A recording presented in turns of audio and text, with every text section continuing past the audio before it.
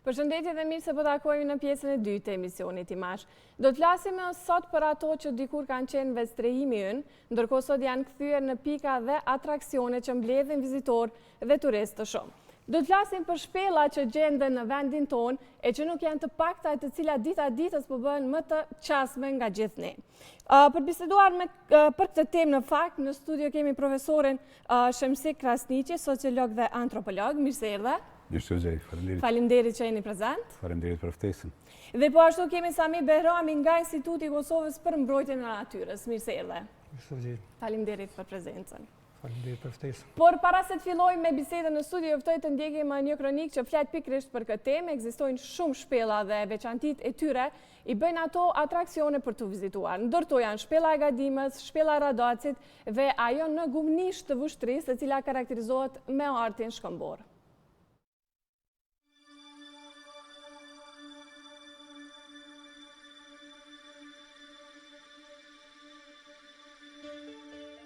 Vendi ynë është i pasur me atraksione të ndryshme, të cilat mund të vizitohen lehtë. Në mesin e këtyre atraksioneve bëjnë pjesë edhe shpellat.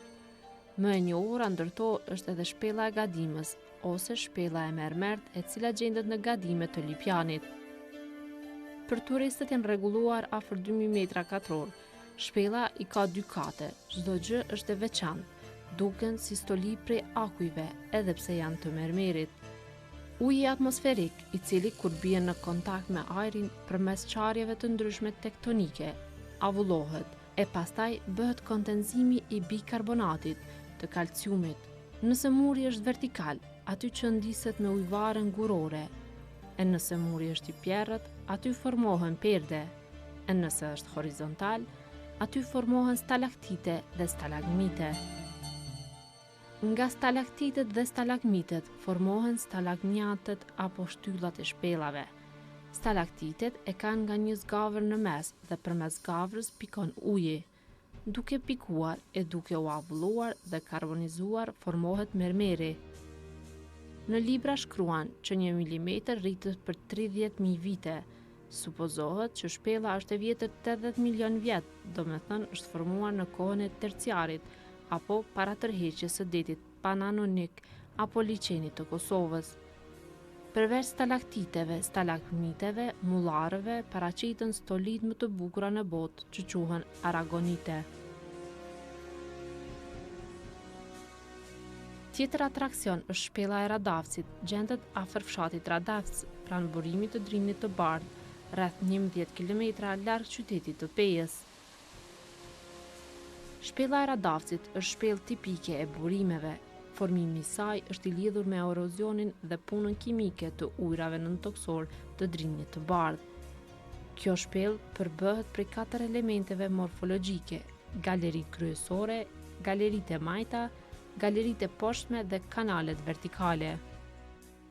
Gjatësia e përgjithshme e të gjitha kanaleve të shpellës së Radavcit është 1420 metra, ndërsa kanalet horizontale janë të gjata 680 metra. Karakteristik për këtë shpellë është kanali me vaska, i cili gjendet në vazhdimin e galerisë qendrore. Shumica e vaskave janë pa ujë. Është e mbushur me shtylla dhe dekorime shumë ngjyresh. Fundi është i mbuluar me rër dhe materiale ndër të cilat gjenden bloqe gëlqërore.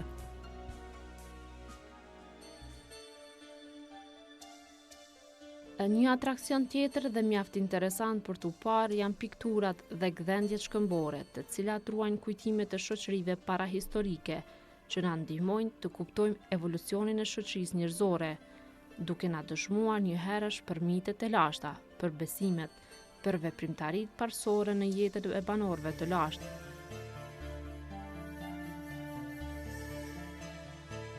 Një art të tillë ka edhe në Kosovë, i cili dëshmon për lashtësinë e banorëve në këto troje. Ky art gjendet në fshatin gumnisht të Vushtrisë, ndërsa qasja deri tek vendi jo shpesh është e lehtë. Profesor Haxhi Mehmetaj është njëri ndër arkeologët që trajton artin shkëmbor në Kosovë. Sipas tij, këto piktura paraqesin periudha të ndryshme kohore.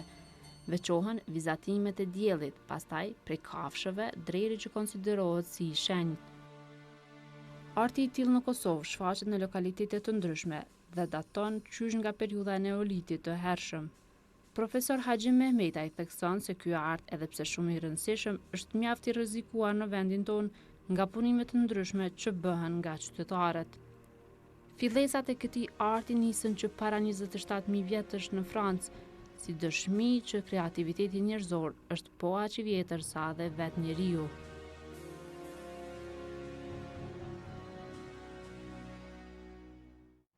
Rikthehemi në studio të ndruar shikues, ndoqëm kështu pra një kronik ku kishte përfshirë 3 prej shpellave të Kosovës.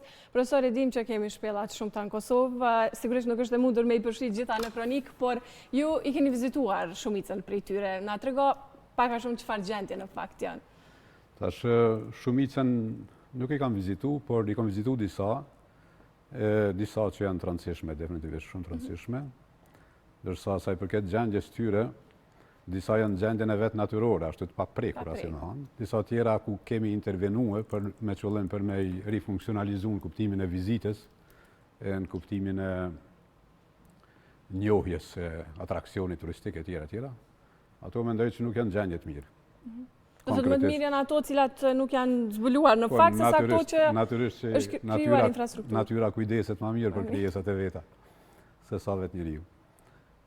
Tash, kjo kryesorja, do të prej shpellave më të rëndësishme në Kosovë, tash për tash mujna me thonë, se nuk dihet se ndoshta do zbulohen të tjera. Nuk dihet se s'ka del më vonë. Tash për tash është shpella Gadimës. Kjo është jashtëzakonisht interesante edhe në kuptimin e pasurisë, që thonë atij spektrit, kështu të atyre pamjeve spektakulare që i ofron, edhe në kuptimin e hapësirës, do të thotë edhe madhësisë të saj. Gjendja e saj mendoj që nuk është e mirë për faktin se unë isha nisë me shpjegu që në atë gjendjen e saj, isha nisë në rend parë prej pejsazhet për rreth. Pejsazhi për rreth saj është i degraduar, sidomos me gurthysit në kodrën përballë saj. Thotë monumentet e natyrës duhet mbrohen jo vetëm në atë dimenzionet e tyre, por edhe jashtë dimenzioneve tyre. Jashtë, duhet mbrohet pejsazhi ku gjendet monumenti. Ky nuk është rasti me shpellën e Gadimës, sepse pejsazhi do thotë përballë saj ka degradu, është tmerrsisht në gjendje të keqe, për shkak gryrjeve, detonimeve, transportimeve e tjera që janë bërë në atë pjesë. Sa i përket pjesës brendshme? Vetë ajo maja e kodrës ku gjendet shpella, edhe aty është bën një rezervar, kështu që diçka kjo është e paparë që mundet me ndodhë në një monument kaq me vlerë natyrës, shumë afër saj ose për sipër saj me u ndërtu diçka, kjo është vetëm te ne mundet me ndodhë kjo. Po gjendja e brendshme? Gjendja e brendshme mendoj që nuk është në rregull, sepse si vjet 2 herë kam vizitu, ajo që më ka rënë sy kështu, ka shumë kësi stalaknite të thyra, por kur janë thy ato nuk munde me shpjegue. Ata që ranë nga njëherë japin disa shpjegime, por nuk di sa janë kështu qëndrueshme ato. Por ajo që më ka rënë sy është ndriçimi, reflektorët janë pak tashpër kështu për syrin. Duhet jenë më të butë në fakt. Në vend që ta ofrojnë atë pamjen e bukur që e ofron shpella, ata një farë mënyrë të pengojnë syrin, pengojnë shqetësimin, edhe nuk e hudhin atë dritën LED e cila është më e përshtatshme për shikim, edhe që krijon kështu pamje më të bukur për fotografi e tjera, por e japin një ndriçim pak tashpër, i cili nuk është shumë i këndshëm kështu për vizitorët. Për vizitorët, po. Këto janë ato që i kam vrej në shpellën e Gadimës. Mirë, para se dalim te zotri Berami, pam kronikën pak më herët, pam një shpellë e gumnishtës në Vushtre, në fakt, e cila karakterizohet me artin shkombor. Si spjegohen këto, do të thotë, figura cilat janë në këtë shpellë, dhe edhe në shpellat të tjera në fakt ka të tilla shumë? Ka art shkombor? Po, arti shkombor është një trashëgimi e veçantë kështu kulturore, është prej më të vjetrave, më të lashtave. Në për vende të tjera, për shembull në Francë, për shembull ka shpella që kanë kësi ardë shkëmbor, dhe manë ardë vizatime, të para 15.000 vjetë, deri në 40.000 vjetë shkojnë vjetërsi atyre. Në Kosovë, deri tash, në 2 shpella ka këso simbolish. Në trinë, mund të them në 3, sepse vjetë me drejtorin, sa mi jut me zotëri Fadil Bajraktarin, kemi qenë një shpellë në Zatriq, edhe atë kemi pa disa shenjat cilat janë nga dora e njeriu, do thotë, për nuk janë kësi natyrore krejt. E tash, po them 3, se mund të ketë edhe në tjerat, por ndoshta ende nuk janë hulumtu, nuk janë eksploru sa duhet, edhe sa e di unë në shpellë gadimes nuk ka kësi përveç ndërhyrjeve të reja, pas zbulimit saj, se nuk ka shenja të jetesës parahistorike. Por ajo që e treguat në storien tuaj për Gubnisht, në atë vend janë disa struktura cirkulare, rrethore. Tash, ato janë artistike, kur i sheh me sy, duken bukra, vërtet edhe janë pak si misterioze, sepse... Mi zbulu se qëfar janë në fakta, po? Sepse janë, krijojnë një farë rrethi kështu perfekt. Jo një rreth, po disa rreth perfekt. Janë, do të në dimensione, themi dikon rreth, ma tepër, gati 1 metër, 60 centimetra, kështu diametri. Edhe janë disa. Mendohet t'jenë shkronja, mendohet t'jenë do një vizateme, do një do me thënje? Këto do të të një farë mënyrë në formën që fare janë, i përngjajnë diellit, i përngjajnë, do të të duken si motiv astral. Vendi ku është shpella po është një pozicion prej cilit shihet ose duket kupa qiellore. Kështu që shpella vetë duket që ka qenë shumë e përshtatshme për banim, sepse ka qasje të lehtë, ka një farë gjërësie, ka disa koridore që janë të mbyllur atash për tash, por ndoshta në vazhdim tyre mund të ketë hapësira tjera. Edhe nuk është e pamundshme që mos t'jenë, do të të mos t'jenë bërë ato me qëllime simbolike ose me domethënie të caktuara, ndërsa në anën tjetër nuk përjashtohet edhe një mundësi tjetër, sepse gjithmonë kur flitet për simbolet, për artin shkëmbor, gjithmonë duhet me lanë hapësirë, duhet me lanë mundësi të hapura. Këto nuk është e pamundshme që në kohën kur guri ka qenë mjet jetese, nuk është e pamundshme që ajo forma e nxjerrjes së gurëve ka qenë e tillë, sidomos gurë cilët i kanë përdorur për bluarje, kështu për mokna ose për diçka kështu. Do thotë mbetet e hapur kjo se çfarë mund të jenë ato figura. Duhet bën kësi analiza strikte shkencore për me u konstatu vjetërsia e atyre strukturave, masandej me përfundue do të të mënyrë shkencore se është artë shkëmbor, apo janë kësi gjurmë prej intervenimit njerëzor për qëllime praktike ose instrumentale. Zotri Berami përmendi profesori që është në hyrje të parën shpellën e Gadimës. Përmendi që përveç do të thotë disa prej thyrjeve që ka pas brenda dhe jo gjendjes të mirë në shpellë, një degradim është edhe rreth shpellës të Gadimës. Ju jeni përgjegjës për mbrojtjen e natyrës. Në fakt, çfarë keni bërë për t'i mbrojtur, si tot do thotë kombëtari i mbrojtjes së natyrës, çfarë keni bërë në këtë pikë për t'i mbrojtur shpellat e Kosovës? Dhe për t'i shfrytzuar në fakt edhe për turizëm, sepse kanë për çfarë të vizitojnë në fakt.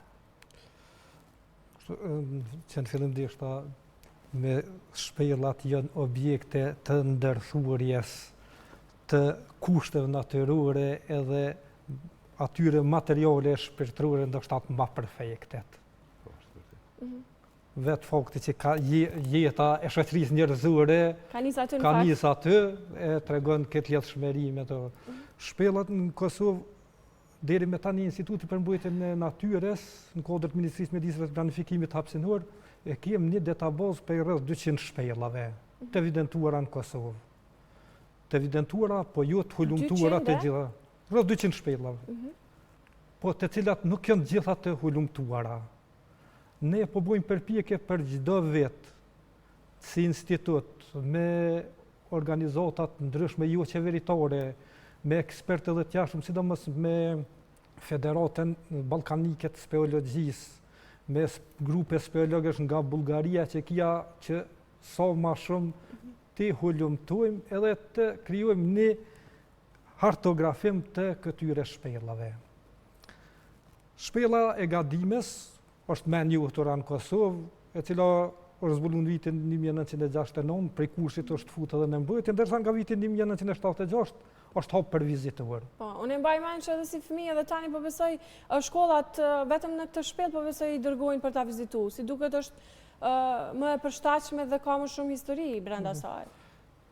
Është shpella e Gadimes i ka 3 veçori të cilat e bojnë mu dallu prej shpellave tjera. Cilat janë këto veçori? Për shembull, është e ndërtuar në shkëmbej gjelqëror të Palezoikut, një periudhë shumë e vjetër gjeologjike, që shpella të tjera në këta në shkëmbej, edhe pse prezenca këtyre shkëmbejve është e rrollë, kjo është e ndërtuar në shkëmbej të mermerizum të Palezoikut.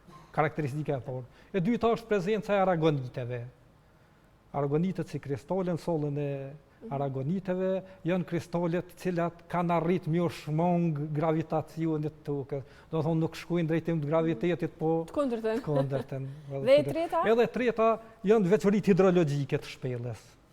Është ndër shpellat e rrolla ku në njëjtin korridor. Ky për vizitor i has ujërat që rrjedhin, ka ujë rrjedh që del, shkarkohet, ka ujëra ndenjës në përliqene, edhe ujëra piks ose kondenzues.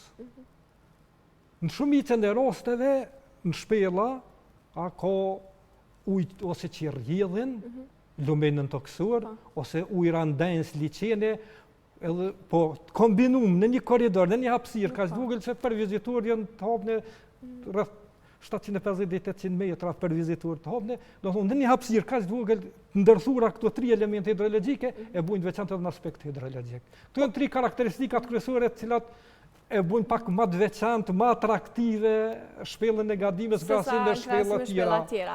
Po sa i përket mbrojtjes, cilën e përmendëm, edhe bashkëpunimin që keni me Ministrinë e Mjedisit, do të thotë për mbrojtjen e asaj pjese, meqense përmendi zotri edhe profesori në fakt që është shumë e degraduar. Çfarë po bëhet? Keni kërkuar, jeni ankuar në fakt që të rrethohet apo të mbrohet ai pjesë, sidomos nga gurthyesit? Ne si institut, na aktivitetin e zhvillojmë kodrat Ministrisë Mjedisit të planifikimit hapësinor. Edhe të gjitha këto shqetësime i kemi ngritur.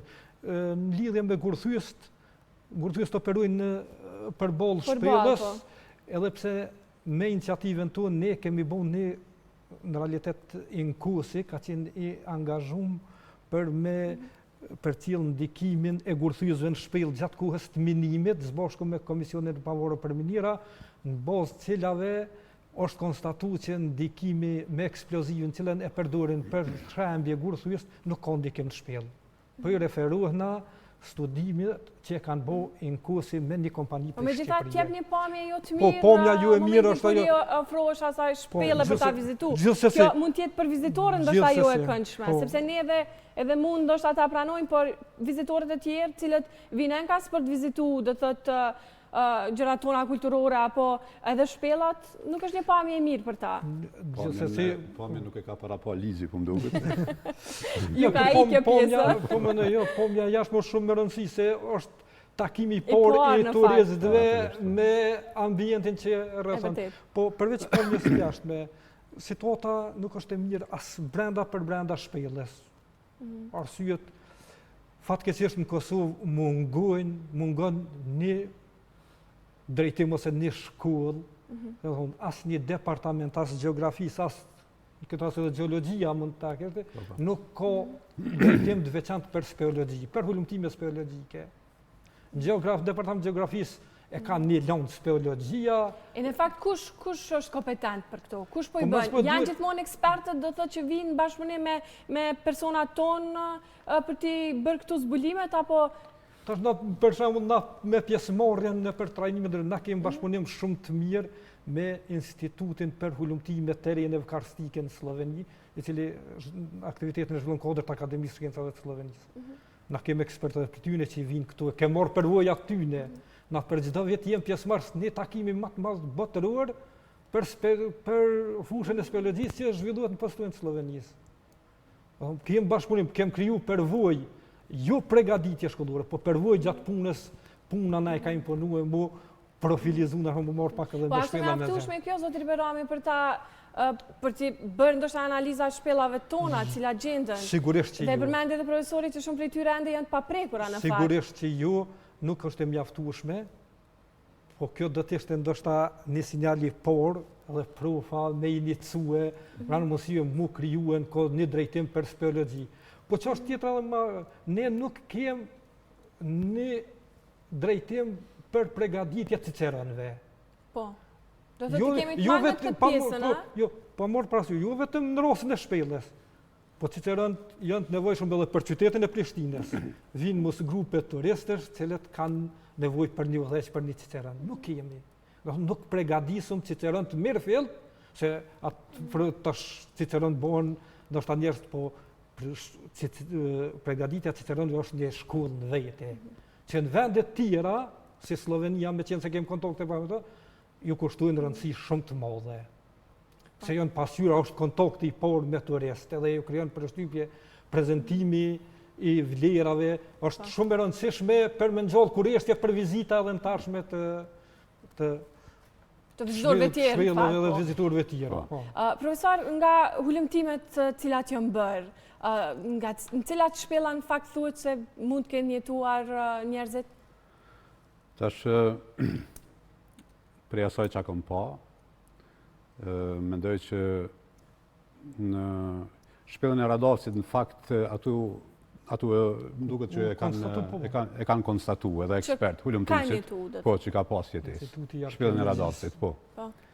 Tash janë edhe disa shpella tjera të vogla rreth Rahovecit kryesisht, edhe atu mendohet që ka pas jetesë në to. Shpellën e Punorcit mendoj që jo, sepse ajo ka një hyrje shumë ngushtë kështu, edhe ajo është zbulu vonë, ato nuk është konstatu që ka pas. Mirë po janë disa shpella të vogla, cilat kanë qasje të lehtë, kryesisht kanë qasje të lehtë, dhe ato duket që kanë shërbyer do të thotë për banim, për strehim, qysh prej para historisë. Po, ashtu dhe këto që kanë ardhë shkëmbor, sepse kjo automatikisht identifikan që kanë jetuar. Ajo që përmenda pare, ajo është një shpellë vogël në zatresht të Rahovecit, që quhet shpella e Baljagës, ashtu quhet. Atu në hyrje të saj është një shkambë, është një gurë. Fadili e ka vrejt këtë shumë ma herët, dhe masën e kemi shku bashkë edhe kemi pa bashkë.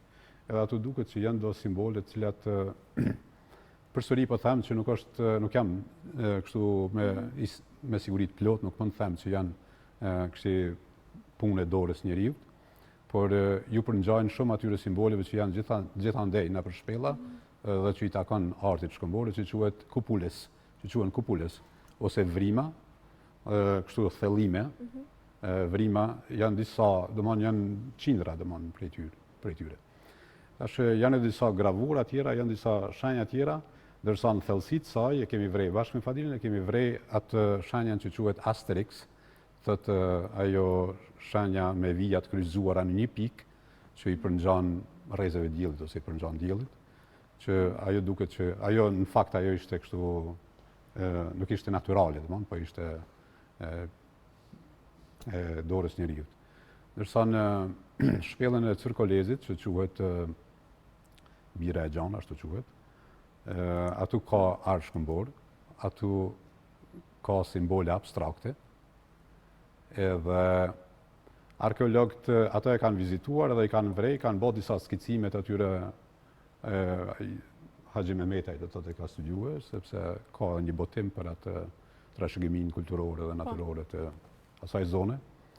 Edhe aty ka evidentuar disa figura, disa simbole që janë të.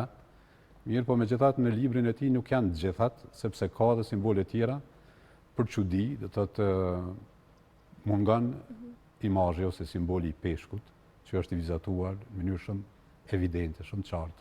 Edhe çka është po ashtu edhe më interesant, peshku është në pozitë vertikale. Çfarë do thotë kjo? Po, çka do thotë kjo tash është pak problem me shpjegu, mirë, po unë në një konferencë vjet që ka qenë për artin shkëmbor në Itali, një prej Indonezisë e ka pas një prezantim për një shpellë me ardh shkëmbor, edhe tregonte imazhet e peshqve pozitë vertikale. Edhe ai shpreh të çudi, do të thotë pse në pozitë vertikale paraqiten peshqit. Unë ja bona me dija që edhe në vendin tim, në Kosovë, është një shpellë ku është i vizatuar një peshk që po ashtu është në pozitë vertikale. Tash pse në pozitë vertikale tash le të mbetet kjo mister. Le të mbetet për me zbuluar po jo. Sepse në fakt krejt simbolet e artit shkëmbor janë shumë misterioze, janë enigmatike. Ne mund të kemi pretendime, t'i shpjegojme, t'i interpretojme, t'i analizojme krejt tjera, mirë po mund të gabojmë shumë, sepse mënyrat që kanë mendu ata paraardhësit tanë, është ma ndryshe prej mënyrës që mendojmë ne. Sigurisht gjithmonë ekziston një pikpyetje. Bota e tyre mendore, intelektuale, fantaziste, imagjinative tjera ka qenë mbushur me koncepte tjera, me ide tjera. Ndryshe kanë kuptu botën, e ciklet jetësore, e gjithçka. Edhe prandaj edhe paraqitja e figurave është krejt ndryshe prej asaj çysh do t'i paraqitemi. Na e shohim sot në fakt po. Prandaj këtu kjo s'do të thotë që duhet dorëzohemi para kësaj, edhe mos të merremi me as me interpretim, as me ne duhet të provojmë vazhdimisht t'i ofrohemi kuptimeve të cilat i kanë lënë ose mesazheve të cilat i kanë lënë në për shkëmbejnë. Shpresoj që do të kemi mundësi edhe një emision tjetër për ta kuptuar se kur zbulohet se çfarë është peshku në mënyrë vertikale. Kjo është shumë fushë gjerë, edhe ka shumë çka të flitet rreth kësaj, kështu që. Po. Në atë shpellën që të fola, domethënë përveç peshkut, janë këto që quhen kupules, që i përmenda pare, ka shumë. Si lloj vima? Por është një simbol shumë interesant, që i përngjan atij që po ashtu e përmenda pak më herët Asterixit. Mirë po Asterixi këtu nuk është i përqendruar në një pikë, do të thotë një qendër prej cilës shpërndahen rrezet, por është në një vijë boshtore. Në një vijë boshtore e masanej shpërndahen rrezet lart edhe pranash. Kjo do të thotë mund të jetë si reprezentim i diellit, i energjisë, i jetës, por njëkohësisht edhe i drurit ose vegetacionit, që nënkupton lidhshmërinë ose atë sinergjinë e jetës. Do të thotë qielli me tokën, dielli me jetën etj. Po, që tregon se ka pas jetë në fakt në ashtu. Po, ajo 100% ajo është krijim njerëzor, domethënë ajo 100%. Edhe s'ka dilema të heq. Asane janë edhe disa simbole tjera, për shembull është një që i përngjan asaj atij simbolit tash që e kemi frekuent në për kësi Instagram, në për rrjetet sociale, në për hashtagut. Hashtag, po. Është edhe ndoshta kam pas në ndonjë lloj Facebooku atë. Jo, me siguri mirë, po është interesant kjo tash ma hyn përsëri në një fushë tjetër shumë ma komplekse të studimeve, sepse simboli i hashtagut është gjetë para pak kohë, është gjetë në Gibraltar, në Spanjë, në Gibraltar, edhe vjetërsia e tij është konstatuar që është diku rreth 70.000 vjet e vjetër. 70.000. Thotë madje nuk i takon Homo sapiensit fare, po Homo neandertal. Që është çështje tash për debatë të tjera, po. Meqense përmendi vjetërsinë, apo duam ju pyet zoti Verami si bëhet vlerësimi për t'treguar se sa e vjetër është një shpellë? Po të vjetërsia shpellave. E dim gjithmonë sakt për shembull vitet e apo gjithmonë e lëm në pikpyetje pavarësisht 50 vite ose më pak. Zakonisht vjetër, po miliona vjeçare, po deshta më thonë që zakonisht vjetërsia e shpellave është e lidhur me periudha të caktuara gjeologjike edhe në shkëmbet. Se periudha të ndryshme gjeologjike kanë krijuar forma dhe lloje të caktuara të shkëmbeve.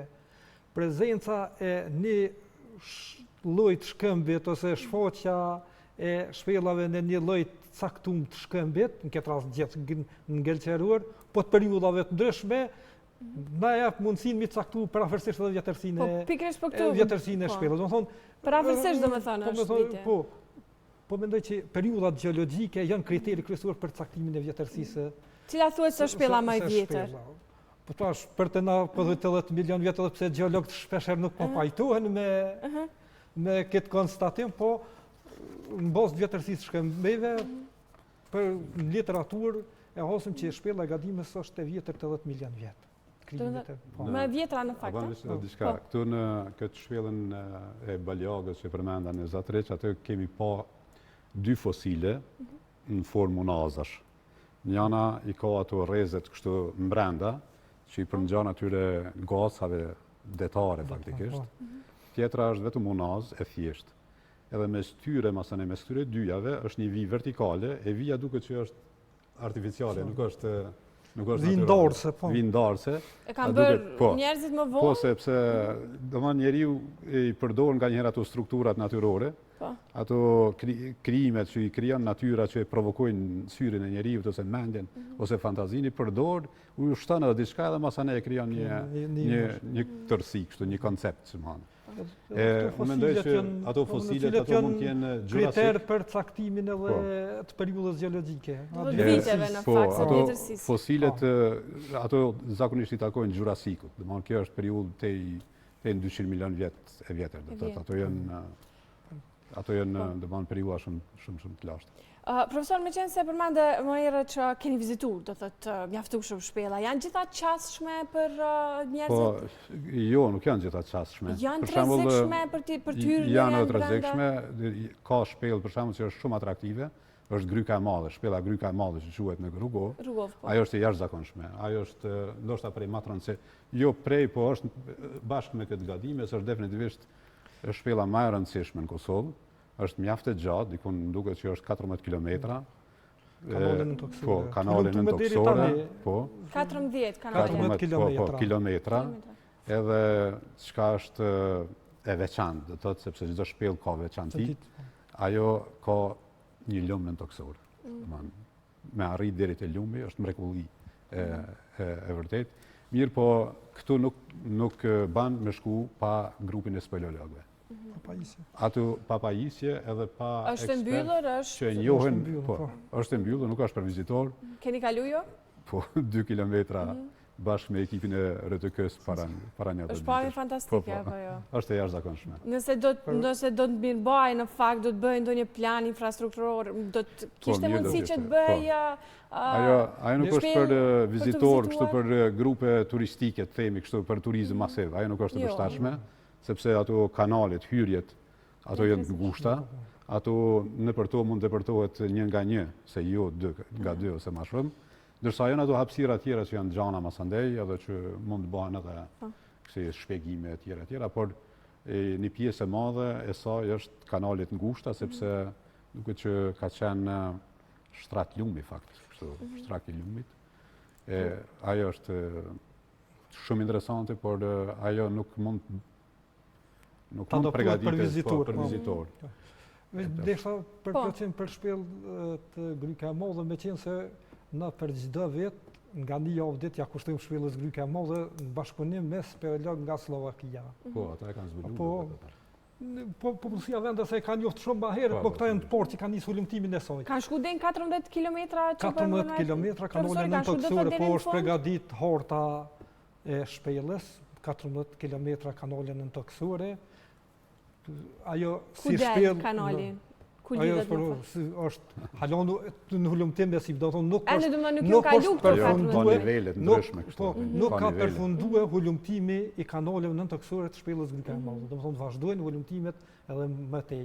Po çka është karakteristik për to është pak e vështirë për qasje, pa pajisje, edhe pa njerëz që të paktën janë alpinista që kanë njohuri elementare me to, me qenë se labirintet e shumta mundesh edhe me hub mrena shpellës, për shkak të kanaleve të shumta. Edhe tjetra është pak e rrezikshme, me qenë se ka shembje të gurëve. Kjo bën pak më të rrezikshme.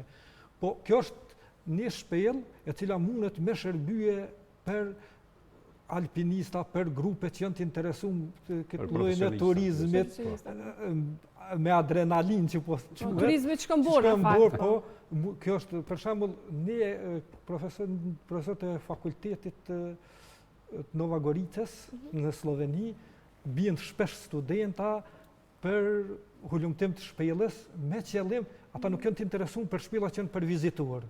Po dojnë të përgatit studentat për hulumtim të shpellave. Edhe kjo është një model i përsosur për student për faza fillestare të hulumtimit të shpellave, që është duhet edhe na me shfrytëzue maksimalisht qoftë Departamenti i Gjeografisë, e i Gjeologjisë me aktivizu sa më shumë studentat në drejtim në mënyrë që me përgatit njërë për hulumtim. Edhe një pretenduar se sot në botën bashkëkohore hulumtimi i terreneve karstike është bërë shumë interesant edhe i domosdoshëm për dy arsye. Terrenet karstike që në Kosovë ndonë 11% territorit të Kosovës, janë terrene ku ka format ndryshme e prej tyre përveç shpellave shumë të rëndësishme janë edhe burimet karstike. Burimet në terrenet gelçerore, burimet janë shumë të rrolla, po zakonisht kur dalin janë të fuqishme. Edhe në shumicën e rasteve këto burime shfrytëzohen prej popullsisë për ujë. Kjo është e kanë nxit më tepër hulumtimin e këtyre terreneve, meqense burimi me vendin e prejardhjes të ujit mundën me konë me kilometra tëra larg njëra tjetrës. Edhe me shfrytëzue burimin e ujit, pa ditë ku e ka hyrjen, për në qoftë ta morëm shembull.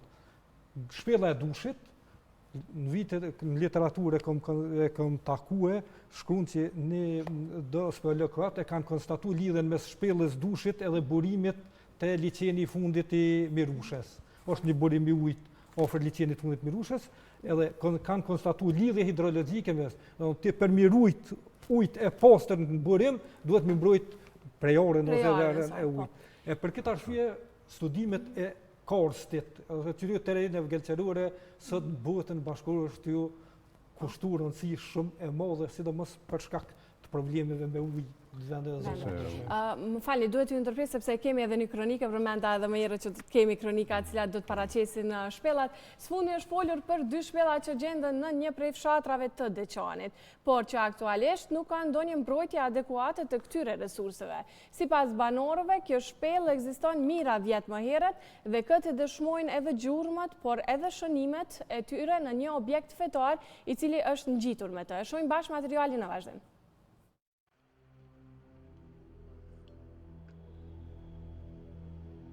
Kosova njihet për pasuri të shumta natyrore. Ndërto janë shpellat që tregojnë elemente se në këtë vend ka pasur jetë para shumë viteve.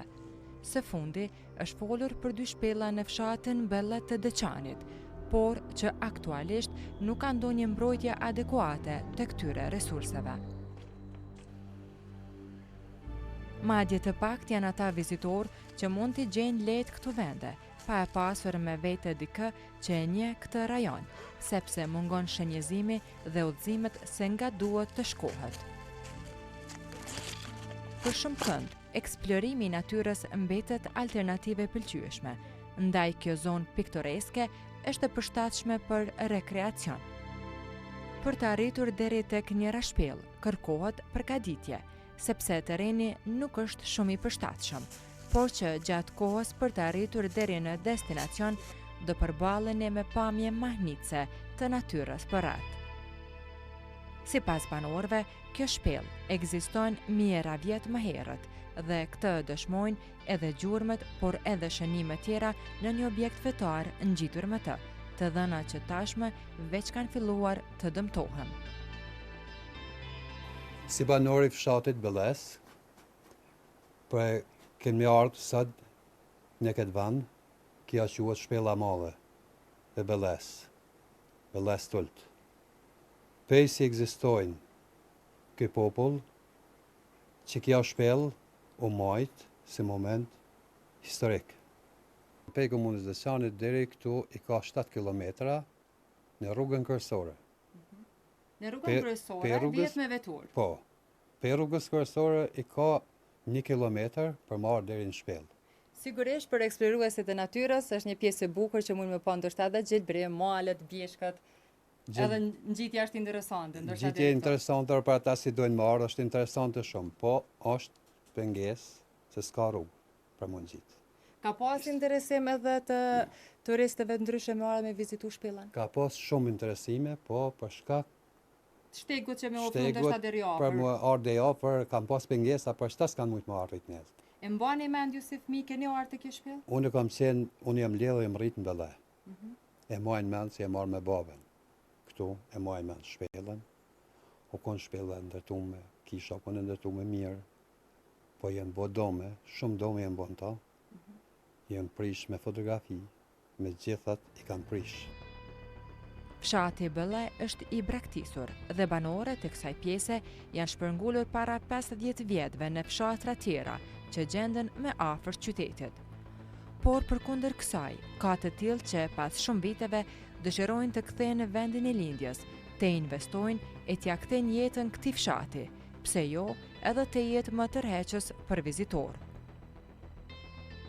Si banori i fshatit Bëlle, është interesimi jemi personal, po është interesim edhe i krejt banorëve të fshatit Bëlle, më ju kthy jetës me jetu në vendin e vetë, që konë vendin në kalumën, po edhe mas lufte. Sa keni bërë kërkesë edhe institucionale ndoshta për me hulumtu më shumë rreth këtyre shpellave? Jemi të interesuar që institucionet e shtetit të investojnë më shumë, që të ofrojnë në ishteg për marrë deri të këtu shpella me vizitu, edhe të arkeologët që të bojnë hulumtime edhe zbulime më të thella, edhe të vendosin për datat, për ngjarjet Edhe karakteristikat e shpella. Po i bojmë thirrje institucioneve të Kosovës që të kanë parasysh të ruajnë këto monumente se i kanë vlera të veçanta, jo vetëm për banorët e Bëlles, po për krejt territorin e Kosovës. Krahas kësaj shpelle, gjendet edhe një shpellë tjetër disa kilometra më larg. Hyrja në të është paksa e vështirë, por që brenda saj ka pamje mahnitse. Shqiprim Loshaj para disa vjetëve e zbuloi atë, por që në mënyrë individuale është interesuar më shumë për veçantitë e shpellës, derisa gjatë kësaj aventure ka realizuar edhe disa fotografi. Loshaj, sikurse edhe banorë të tjerë të kësaj ane, kërkojnë përkraje institucionale, në mënyrë që të bëhen më shumë gërmime dhe të ftohen ekspert të leximit të elementeve që gjenden përbrenda.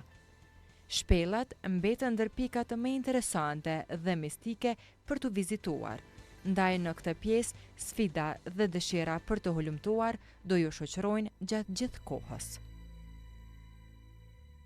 Rikthehemi në studio të nderuar shikues, vazhdojmë me qenë në studio me të ftuarit tonë. Zotri Behrami, pa kështu një kronik me 2 shpella dëqanit. Jeni njohuri për të shpella, është bërë ndonjë hulumtim arkeologjik apo ende jo? Ne i kemi vizitu këto 2 shpella, po veç do shta me tregu që këto shpella e gëzojnë statusin e mbrojtur. Me qenë se ndodhen brenda teritorit parkut kombëtar, bjeshkët e Nemna. Edhe fakti që ndodhen brenda teritorit të parkut kombëtar, këtu automatikisht i bën si shpella ose zonat mbrojtme. Këtu e gëzojnë statusin e zonat mbrojtme. Këto 2 shpella janë? Këto 2 shpella të mbrojtme janë. Mbrojtura, po. Me qenë se ndodhen kodër të parkut kombëtar bjeshkët e Nemna. Dalim, po, profesor, se kemë shtu diçka? Apo të vazhdojmë këtë? Nga kronika e ndëgjova që ta s'kanë status mbrojtur. Mëse ndëgjova ne. Po, jeni sigur që janë të dyja që kanë, apo jo? Po, këtu dyja janë se i kemë vizitue. Po, mirë shumë, pra. Kështu, këto po nduket që janë aso shpella që quhen Jeremite, sepse pat këse ikona kishtare, dhe manë që i takojnë krishterizmit. Shpellat kanë qenë vende kulti, qysh prej para historisë. Kanë vazhdu edhe në periudat e madhënshme, edhe në periudën antike, edhe në periudën mesjete.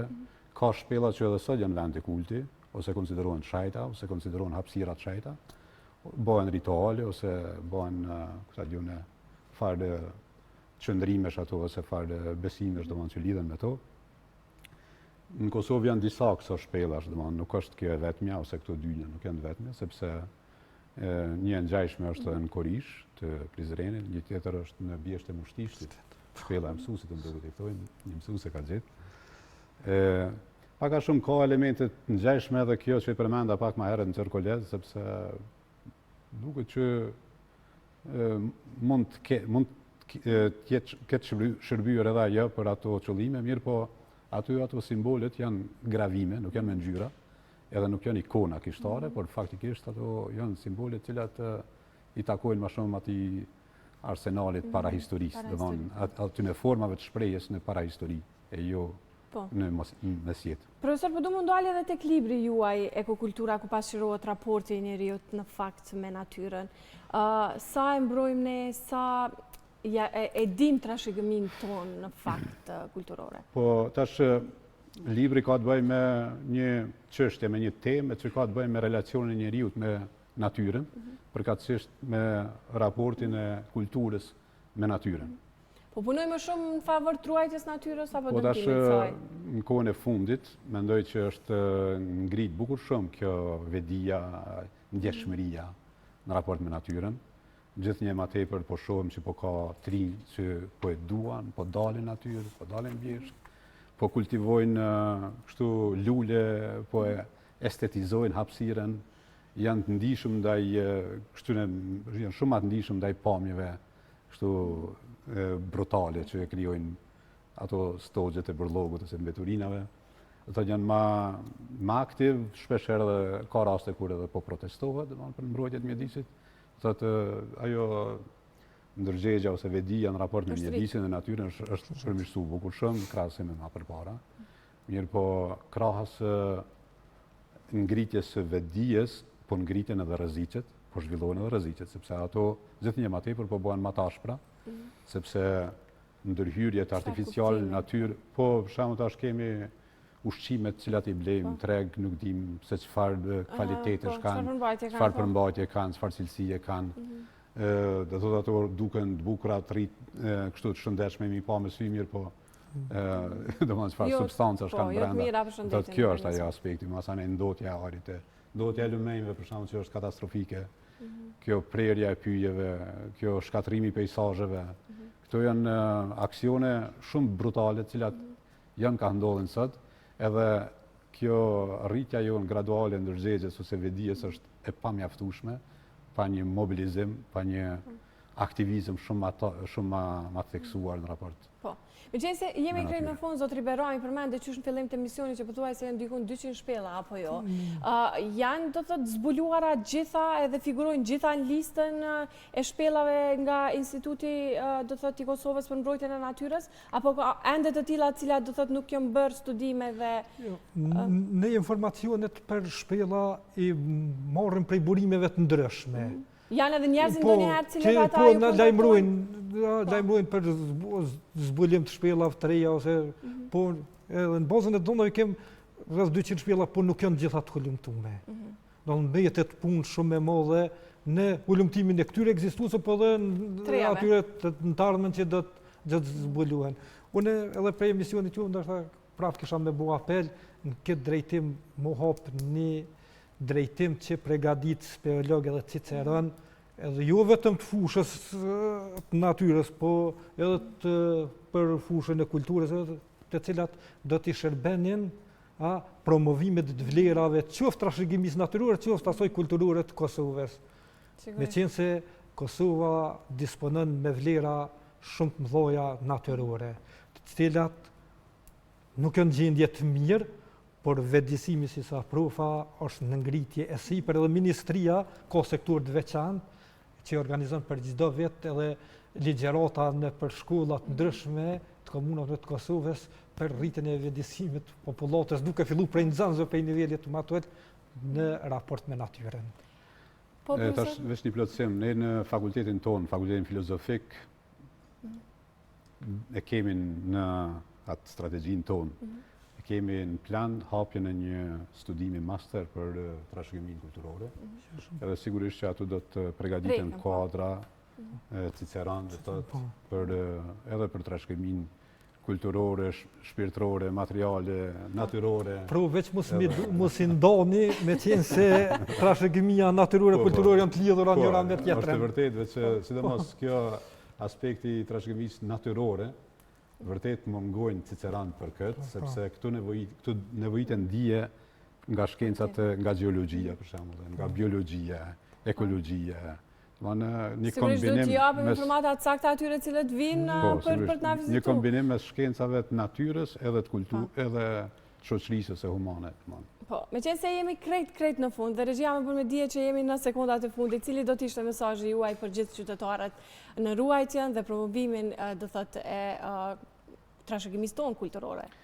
Mendoj që promovimi mungan, ne kemi mjaft reklama për gjumin, për fjetjen, për ushimin, për pushimet, diçka për tjetër, por nuk kemi reklamat mjaftueshme për vlerat kulturore dhe natyrore që i ka ky vend. Ndërsa vlerat natyrore dhe kulturore të këtij vendi janë jashtëzakonisht të mëdha dhe të veçanta. Prandaj duhet i duam, duhet i ruajmë dhe duhet i promovojmë.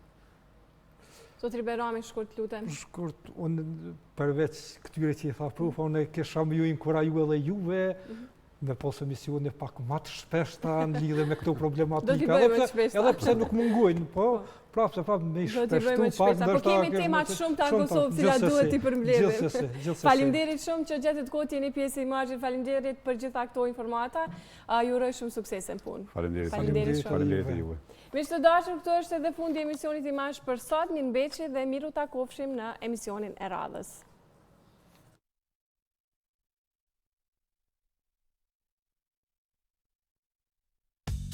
Thank